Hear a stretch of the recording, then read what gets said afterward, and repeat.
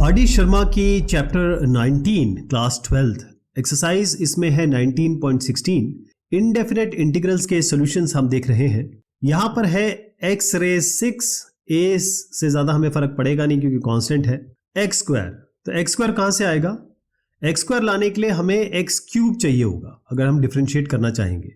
तो इससे ये क्लियर हो गया कि हमें x क्यूब को t रखना पड़ेगा जो कि हमें यहां से भी मिल जाएगा। कहने का मतलब अगर हम इसको ऐसे लिख दें x स्क्वायर ऊपर है dx, नीचे जो आप देख रहे हैं x की पावर 6 को हम x की पावर 3 का स्क्वायर कर दें और a है तो a की पावर क्यूब का भी स्क्वायर कर दें तो ये फॉर्मूला बन जाएगा। यानी हम क्या करते हैं t को x क्यूब लेते हैं तो dt बाई dx क्या बनेगा?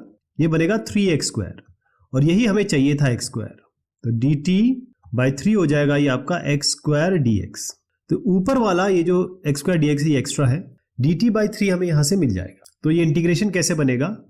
इंटीग्रेशन कुछ इस तरीके से बनेगा कि डिनोमिनेटर पे तो आप dt बाई 3 कर दीजिए, तो dt यहां लिख देते हैं, 1/3 भी मैं बाहर ले जाता हूं। ये x की पावर 6 क्योंकि x क्यूब आपने t लिया है तो x की पावर 6 t स्क्वायर हो जाएगा और a की पावर 6 को मैंने आपको बताया कि a क्यूब लेके इसको आप कर दो स्क्वायर। ऑलराइट, अब देखिएगा आपके पास फॉर्मूला है integration of 1/x square minus a square का। x square minus a square का जो फॉर्मूला होता है वो होता है 1/2a और log x minus a by x plus a और ये मॉडुलस के अंदर बंद करके कांस्टेंट ऑफ इंटीग्रेशन कर दीजिए।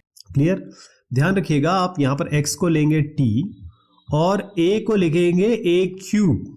जहां जहां a है वहां a क्यूब डाल दीजिए, जहां जहां x है वहां t डाल दीजिए और देखिए फिर क्या बनता है। यहां से बनेगा 1/3। अच्छा यहाँ 1/2a है, ध्यान रखिएगा। तो 1/3 तो ऑलरेडी है, 2a की जगह मैंने कहा a क्यूब रखना है तो 1/2a इस फॉर्मूले से रिलेट करिएगा। लॉग लीजिए, मॉडुलस लीजिए x माइनस a यानी कि t माइनस a क्यूब। अब आपको पता है कि मैं तो स्टेप बचाता हूं तो t को अल्टीमेटली हमें किससे रिप्लेस करना पड़ेगा? हमने क्या लिया था x क्यूब, तो यहीं पे कर देता हूं। एक स्टेप मैं थोड़ा सा स्किप कर रहा हूं, वो आपको लिखना जरूर है, लेकिन ये आएगा t माइनस a क्यूब और t प्लस a क्यूब, या लिख ही देते हैं t minus a cube by t plus a cube plus constant of integration. लेकिन t को हमें रिप्लेस करना है x क्यूब से, तो फाइनल आंसर क्या होगा? ये हो जाएगा 3 2 6 a cube 1/6 a cube. Log लीजिए, मॉडुलस लगाइए, एक t की जगह आप x क्यूब दीजिए, x cube minus a cube by x cube plus a cube plus constant of integration. यही आपका फाइनल रिजल्ट हो गया। तो ये कैसे होगा? बस यहां ध्यान देना है कि x स्क्वायर कहां से लाओगे आप? x स्क्वायर हमेशा इसकी एक पावर बढ़ा के देख लीजिए, क्या x क्यूब हमें मिल रहा है यहां से और वो हमें क्लियर मिल रहा है तो हम आगे बढ़ जाएंगे। फिर जो फॉर्मूला है x square minus a square का, ये आपको पता होना चाहिए, तब बहुत ही आसान हो जाएगा आपके लिए। नेक्स्ट वाला तो एकदम वैसा ही है, तो इसको मैं आपको बस दिखा देता हूं क्योंकि यहां पर आप जैसे ही पिछले क्वेश्चन को अगर आप समझ गए तो यहां आराम से समझ जाएंगे क्योंकि इसमें और आसान है। यहां पर integration of 1/x square plus a square का फॉर्मूला लगने वाला है dx, जो आपका simple 1/a tan inverse x upon a है प्लस कांस्टेंट ऑफ इंटीग्रेशन जो हम यहां लगाएंगे। बाकी आपको x क्यूब लेना है, t, बाकी जो भी चीजें आती हैं a क्यूब को आपको a6 को आपको a क्यूब होल स्क्वायर लेना है और फिर ये फॉर्मूला लगा देना है। तो यहाँ तक ये क्वेश्चन मुझे लगता है आप लोग कर लेंगे। अब ये थोड़ा सा अलग सवाल है क्योंकि यहाँ x की पावर 6 है हमारे पास और ये x है, तो कहाँ से क्या लाएंगे? तो इसमें थोड़ी सी जुगत लगानी होगी। जुगत लगानी कैसे है? देखिए हमारे पास x की पावर 6 है, ज्यादा से ज्यादा हम इसको x की पावर 6 है, x की पावर 3 का होल स्क्वायर कर सकते हैं। x की पावर 3 से हमें यहाँ पर x स्क्वायर चाहिए होगा, या x की पावर 6 के लिए मुझे x की पावर 5 चाहिए होगा। मानते हैं ना आप? ये दोनों ही चीज नहीं है तो हमें ये लानी पड़ेगी। लाएंगे कैसे? उसका तरीका देखिए। हम क्या करेंगे, x की पावर 5 ऊपर ले आएंगे क्योंकि मुझे पता है, या हम सबको पता है कि x की पावर 5 x की पावर 6 से मिल जाएगा, लेकिन x की पावर 5 तो आप ऊपर ले आए, इसका मतलब x की पावर 5 आपको नीचे भी लाना पड़ेगा। अब बाकी चीज लिख दीजिए, यहाँ x है, यहाँ x की पावर 6 प्लस 1 है, यहाँ dx है। तो अब देखिएगा ये जो इंटीग्रेशन आपका बना, इसमें ये तो आपको यहां से मिल जाएगा x की पावर 6, लेकिन अच्छी बात यह है कि x की पावर 6 यहां भी मिल रहा है। कितनी अच्छी बात हो गई। यानी आप क्या करने वाले हैं, ये जो x की पावर 5 से आपने ऊपर नीचे मल्टीप्लाई किया है, उससे फायदा ये हुआ कि हमको ऊपर वाला तो डायरेक्ट नीचे से मिल जाएगा और ये x की पावर 6 और x की पावर 6 प्लस 1 है, तो अगर इसको t रखते हैं तो यहां पर भी t मिल जाएगा, जिसका इंटीग्रेशन हमारे पास आसानी से हो जाता है। हम कर लेते हैं उसे। क्लियर? तो क्या करते हैं, सबसे पहले हम x टू द पावर 6 को ये t रख देंगे, तो dt बाई dx बनेगा आपका 6x टू द पावर 5। तो dt बाय 6 आपका हो गया x to the power 5 dx। कितना अच्छा हो गया, x की पावर 5 dx dt बाय 6 हो गया। तो कितना लिखेंगे हम, dt यहाँ लिखेंगे, 1/6 यहाँ कर देंगे, ये आपका t हो गया क्योंकि x की पावर 6 को आपने t लिया हुआ है, और ये हो जाएगा t प्लस 1, यानी t इंटू टी प्लस 1 को थोड़ा रिजॉल्व कर देता हूँ मैं, ये बनेगा टी स्क्वायर, एक एक करके दिखा देता हूँ क्योंकि टी स्क्वायर प्लस टी मुझे दिख ही रहा है, लेकिन आप बोलेंगे कैसे आया ये, तो ये मल्टीप्लाई किया हमने टी स्क्वायर, यहाँ भी इसको मल्टीप्लाई किया, प्लस टी आ गया। लेकिन अभी काम बना नहीं, क्योंकि इसको फिर इंटीग्रेट कैसे करोगे आप, है पार्शियल फ्रैक्शन से कर सकते हो आप, वो थोड़ा सा लंबा प्रोसेस हो जाएगा। तो इसको बना देते हैं परफेक्ट स्क्वायर, कोई दिक्कत ही नहीं है। ये जो है आपका t है, t जो है इसके सामने क्या है 1 को आपको क्या करना है हाफ, और उसका स्क्वायर, और स्क्वायर को ऐड और सब्ट्रैक्ट कर देना है। तो 1/2 होल स्क्वायर हमने कर दिया ऐड, और 1/2 होल स्क्वायर कर दिया सब्ट्रैक्ट। तो ये क्या बना, t प्लस हाफ का होल स्क्वायर, देखिए a square plus b square plus 2ab, ये बीच वाला हो गया, और फिर यहाँ क्या बचा 1/2 का होल स्क्वायर। तो ये जो हमने लिखा है 1/6 को बाद में डील करते हैं, ये तो मैं केवल आपको सपोर्ट के लिए बता रहा हूँ। हमारा सोल्यूशन इसके आगे बढ़ रहा है, वो सोल्यूशन क्या बनेगा बहुत ध्यान से देखिएगा, ये रख रहा हूँ मैं। तो ये बनेगा 1/6 integration of dt by t plus half का होल स्क्वायर और माइनस हाफ का होल स्क्वायर। तो integration of 1/x square minus a square का क्या होता है, ये तो हम देख ही चुके हैं, ये होता है 1/2a लॉग, ऊपर आएगा x माइनस a, यहाँ होगा x प्लस a, मॉडुलस के साइन में बंद करिए, प्लस कांस्टेंट ऑफ इंटीग्रेशन कर दीजिए, यही तो चाहिए हमें। यहाँ ध्यान रखिएगा आप जो x है उसको क्या लेंगे t प्लस हाफ। अब आप कहेंगे t प्लस हाफ को क्यों नहीं रखा कुछ p वगैरह, ताकि ये हम एक p स्क्वायर ले आए। इसको अगर मैं p रखता हूं तो dt और dp एक बराबर आ जाएगा, तो कोई फर्क नहीं पड़ेगा, इसीलिए x को t प्लस हाफ ही रखिए। और a को क्या लेंगे आप, यहाँ पर हाफ लेंगे क्योंकि a स्क्वायर है ना ये हाफ। तो मैं फॉर्मूला लगा दूं, तो इसका इंटीग्रेशन ऐसे बनेगा 1/6 1/2a, यहाँ पर 2a है ना, तो 2 इंटू a मैंने क्या कहा हाफ लेना है आपको, लॉग लीजिए, मॉडुलस लगाइए x माइनस a क्या है t प्लस हाफ, ये x हो गया, माइनस ऊपर है माइनस a क्या लिया है half, t plus half minus half, नीचे क्या होगा t plus half plus constant of integration. कितना अच्छा हो गया, ये 2 से 2 कट गया, 1/6 ही बचा, ये लॉग हो गया, t plus half minus half t हो गया, t प्लस हाफ क्या हो गया, t प्लस हाफ यानी कि t प्लस 1, अरे तो t प्लस 1 ही आ गया, कुछ करने की जरूरत ही नहीं है, t प्लस 1 आ गया, और इसको मॉडुलस में डालिए और कांस्टेंट ऑफ इंटीग्रेशन करिए। फाइनली क्या करना है, t को आपने x की पावर 6 लिया था, वो यहाँ रिप्लेसमेंट हो जाएगा, देखिए सब कुछ 6 आ गया, कितना अच्छी बात है, ऊपर x की पावर 6, यहाँ x की power 6 plus 1 plus constant of integration. बेहतरीन सॉल्यूशन, सिमेट्री भी आपको दिख रही है, और यही इसका उत्तर है। कर लेंगे इसको, एक छोटा सा यहाँ पर जो स्टेप था वही इसकी टिप थी जो मैंने आपको दे दी, अदरवाइज बाकी चीजें आप अच्छी तरह जानते हैं। तो इसको कैसे किया जाएगा वो आपके समक्ष मैंने रख दिया है, इसी तरीके से लिखेंगे, साफ सुथरा क्लीन दिखना चाहिए, मैं जैसे लिखता हूं वैसे मत लिखिएगा। अब इस क्वेश्चन में देखिएगा कि ये एक्स स्क्वायर हमें डायरेक्टली x दे देगा, तो ये तो स्ट्रेट फॉरवर्ड क्वेश्चन है। आप t को अगर x स्क्वायर रखते हैं तो dt बाई dx आपका बनेगा 2x, यानी dt बाई 2 आपका x dx बन जाएगा। ये न्यूमरेटर तो मिल गया, x की पावर 4 अगर आप इसी को देखिए x की पावर 4 करेंगे तो t स्क्वायर बनेगा। तो अब इसको रिप्लेस कर देते हैं इंटीग्रेशन को t के टर्म्स में, x dx आपका बन रहा है dt बाई 2, तो dt यहां ले लेते हैं, 1/2 मैं यहां कर देता हूं, x की पावर 4 हो गया t स्क्वायर, ये x स्क्वायर तो आपने t लिया ही है, और ये प्लस 1। अब आपको इस एक्सप्रेशन का इंटीग्रेशन करना है, लेकिन इससे पहले हमें इसे परफेक्ट स्क्वायर बनाना है। परफेक्ट स्क्वायर बनाने की क्या क्रिया है, ये 1 है अपने पास, इस 1 का हाफ करिए, इसका स्क्वायर करिए और जोड़ दीजिए और घटा दीजिए। जोड़ने घटाने से क्या फायदा होगा, देखिए आप इसी की बात कर रहा हूं मैं यहाँ पर, कि इसकी a square plus B square minus 2ab, यानी कि a माइनस बी का होल स्क्वायर। a क्या है इसमें t, हाफ क्या है b, तो ये स्क्वायर बन गया। बचता क्या है आपके पास, ये 1 बचा और माइनस हाफ स्क्वायर, तो 1 माइनस 1/4 बचा आपके पास, इसका मतलब 3/4 बचा। तो इसका भी स्क्वायर करना है, इसका स्क्वायर कैसे लिखोगे आप, इसके स्क्वायर के लिए, क्योंकि यहां पर आप देखिए 3/4, तो इसका स्क्वायर करना है, तो कैसे बनाएंगे आप, 3 को तो √3 कर दीजिए, इसका स्क्वायर कर दीजिए, और ये तो 2 स्क्वायर है ही, तो √3/2 का होल स्क्वायर, ये बना आपका। अब यहां पर फिर से हमें x square plus a square type मिल रहा है, तो integration of 1/x² plus a² dx, ये हम फिर से रिकॉल कर लेते हैं, ये होता है 1/a tan inverse x/a plus constant of integration. अब जब जो मैं यहाँ पर फाइनल रिजल्ट लिखने वाला हूँ, इसमें हम x, यहाँ पर जो x है वो t-½ हो जाएगा और √3/2 आपका a हो जाएगा। चलिए यहाँ बना देते हैं हाफ रहेगा, इसको साथ में 1/2a, 2 into a क्या बताया मैंने आपको, √3/2, तो ये √3/2 हो गया। फिर आपका क्या आया, 1/a है, ये 1/a है, 2a नहीं है, 1/a tan इनवर्स। मैंने आपसे क्या बताया, x क्या होगा t-½ और a क्या होगा √3/2। तो यहां पर क्या बनेगा आप देखिए, ये 2 है, ये 2 नीचे, तो ये तो कैंसिल हो गया, 1/√3 आया केवल, tan इनवर्स आ गया।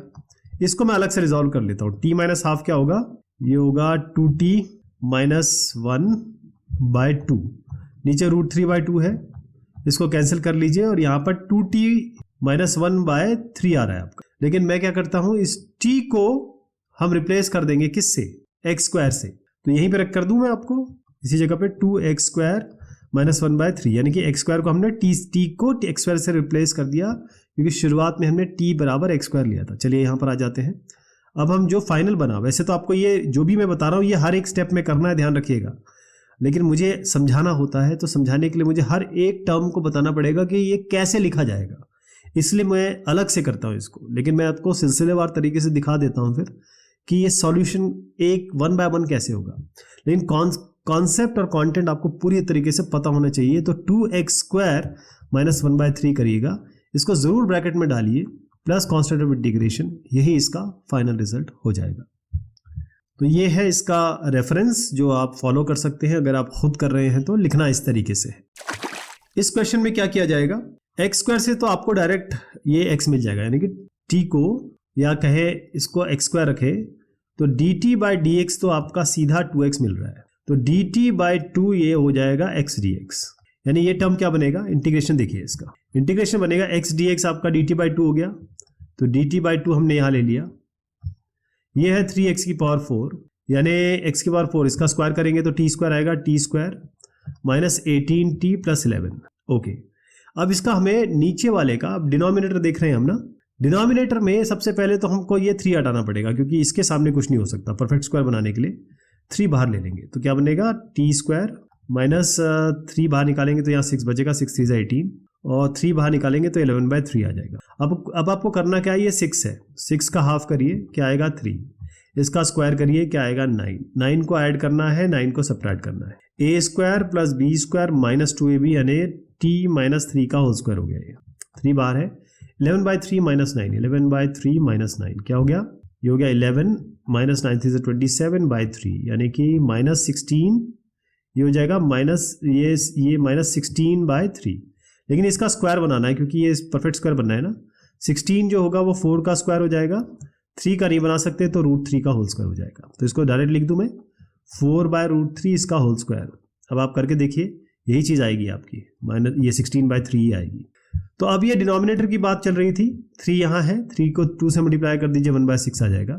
इंटीग्रेशन कर रहे हैं dt/, अब ये 3 हट चुका है, 2 भी हमने ले लिया, तो t - 3 का होल स्क्वायर और -4/√3 का होल स्क्वायर। अब बताइए मुझे, इंटीग्रेशन ऑफ 1/x² - a² क्या होता है, ये होता है 1/2a log x - a/x + a, और यहाँ पर आप इसको मॉडुलस में रखिए प्लस कांस्टेंट ऑफ इंटीग्रेशन। ध्यान रहे a आपको लेना है इस केस में 4/√3, क्योंकि फॉर्मूले में रखेंगे ना, और जो x है वो लेना है आपको ये t - 3।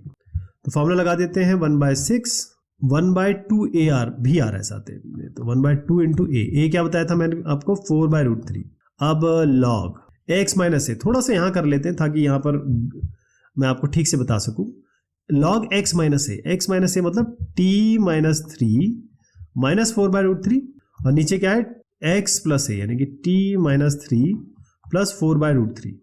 तो t - 3 - 4/√3, इसको आप डायरेक्ट ऐसे लिख सकते हो, और इसको भी ऐसे लिख सकते हो, इसमें आपको करने की जरूरत नहीं है, क्योंकि कर भी सकते नहीं भी कर सकते, ये आपके ऊपर है। वैसे मुझे नहीं लगता कि हमको ये √3 में रखना चाहिए, यही ठीक है।